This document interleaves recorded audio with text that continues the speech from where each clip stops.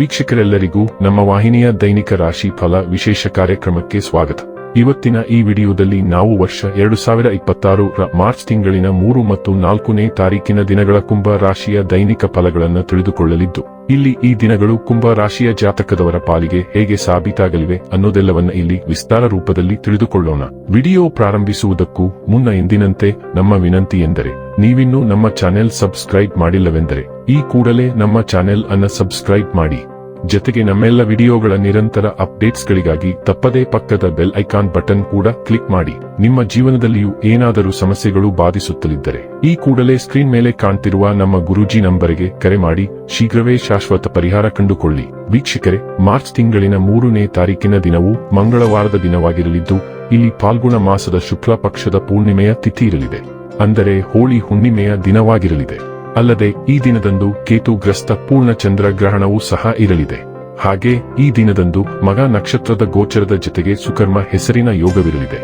ಚಂದ್ರದೇವನು ಈ ದಿನದಂದು ಸಿಂಹ ರಾಶಿಯಲ್ಲಿ ಗೋಚರಿಸಲಿದ್ದು, ಇಲ್ಲಿ ಸೂರ್ಯದೇವನು ಕುಂಭ ರಾಶಿಯಲ್ಲಿ ವಿರಾಜಮಾನನಾಗಿರಲಿದ್ದಾನೆ. ಈ ದಿನದಂದು ಅಭಿಜಿತ ಮುಹೂರ್ತವು ಮಧ್ಯಾಹ್ನದ 12 ಗಂಟೆ 10 ನಿಮಿಷದಿಂದ ಹಿಡಿದು ಮಧ್ಯಾಹ್ನದ 12 ಗಂಟೆ 56 ನಿಮಿಷದವರೆಗೂ ಇರಲಿದೆ. ಇನ್ನು ಮಾರ್ಚ್ ತಿಂಗಳಿನ 4ನೇ ತಾರೀಕಿನ ದಿನವು ಬುಧವಾರದ ದಿನವಾಗಿರಲಿದ್ದು, ಇಲ್ಲಿಯೂ ಕೂಡ ಫಾಲ್ಗುಣ ಮಾಸದ ಕೃಷ್ಣ ಪಕ್ಷದ ಪ್ರತಿಪದ ತಿಥಿ ಇರಲಿದೆ. ಹಾಗೆ ಈ ದಿನದಂದು ಪೂರ್ವ ಫಾಲ್ಗುಣಿ ನಕ್ಷತ್ರದ ಗೋಚರದ ಜೊತೆಗೆ ಧೃತಿ ಹೆಸರಿನ ಯೋಗವಿರಲಿದೆ. ಚಂದ್ರದೇವನು ಈ ದಿನದ ಮಧ್ಯಾಹ್ನದ 1 ಗಂಟೆ 45 ನಿಮಿಷದವರೆಗೂ ಸಿಂಹ ರಾಶಿಯಲ್ಲಿ ಗೋಚರಿಸಲಿದ್ದು, ಆ ನಂತರದಲ್ಲಿ ಕನ್ಯಾ ರಾಶಿಗೆ ಪರಿವರ್ತನೆ ಹೊಂದಲಿದ್ದಾನೆ. ಇಲ್ಲಿ ಸೂರ್ಯದೇವನು ಮಾತ್ರ ಈ ದಿನದಂದು ಕೂಡ ಕುಂಭ ರಾಶಿಯಲ್ಲಿ ವಿರಾಜಮಾನನಾಗಿರಲಿದ್ದಾನೆ. ಇನ್ನು ಈ ದಿನದಂದು ಯಾವುದೇ ಅಭಿಜಿತ ಮುಹೂರ್ತವಿರುವುದಿಲ್ಲ. ವೀಕ್ಷಕರೇ, ಇದು ಈ 2 ದಿನಗಳ ಗ್ರಹ, ನಕ್ಷತ್ರ ಮತ್ತು ಯೋಗಗಳ ಕುರಿತಾಗಿರುವ ಮಾಹಿತಿಯಾಗಿದ್ದು, ಈ ಮಾಹಿತಿಯನ್ನೇ ಆಧರಿಸಿ ಈಗ ಈ ದಿನಗಳ ಕುಂಭ ರಾಶಿಯ ಫಲಗಳನ್ನು ನೋಡೋಣ.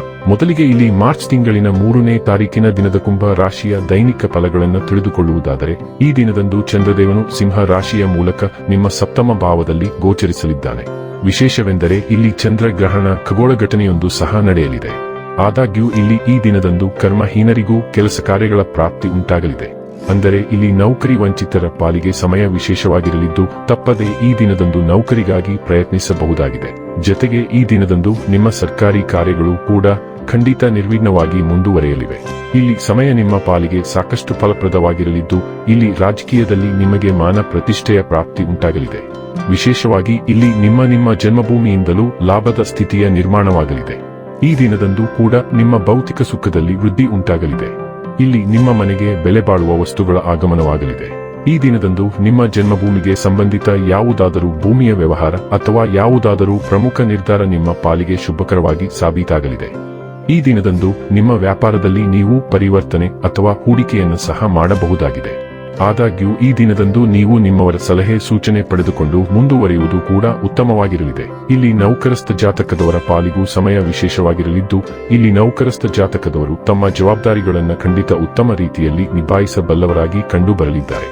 ವಿಶೇಷವಾಗಿ ಈ ದಿನದಂದು ಸ್ತ್ರೀಯರು ನಿಮ್ಮ ಯೋಗಕಾರಕರಾಗಿ ಸಾಬೀತಾಗಲಿದ್ದು, ಹೀಗಾಗಿ ಸ್ತ್ರೀಯೊಬ್ಬರ ಸಲಹೆ ನಿಮ್ಮ ಪಾಲಿಗೆ ಶುಭಕರವಾಗಿಯೂ ಸಾಬೀತಾಗಲಿದೆ. ಇನ್ನು ಇದರ ನಂತರದಲ್ಲಿ ಮಾರ್ಚ್ ತಿಂಗಳಿನ 4ನೇ ತಾರೀಕಿನ ದಿನದ ಕುಂಭ ರಾಶಿಯ ದೈನಿಕ ಫಲಗಳ ಕುರಿತಾಗಿ ತಿಳಿದುಕೊಳ್ಳುವುದಾದರೆ, ಈ ದಿನದಂದು ಚಂದ್ರದೇವನು ಬಹುತೇಕ ಶುಭಕರ ಸ್ಥಿತಿಯಲ್ಲಿಯೇ ಗೋಚರಿಸಲಿದ್ದಾನೆ. ವಿಶೇಷವೆಂದರೆ ಈ ದಿನದಂದು ಗ್ರಹಣ ದೋಷದ ಅಂತ್ಯವಾಗಲಿದೆ. ಹೀಗಾಗಿ ಇಲ್ಲಿ ನಿಮ್ಮ ಸಂಘರ್ಷಗಳ ಅಂತ್ಯವೂ ಕೂಡ ಉಂಟಾಗಲಿದೆ.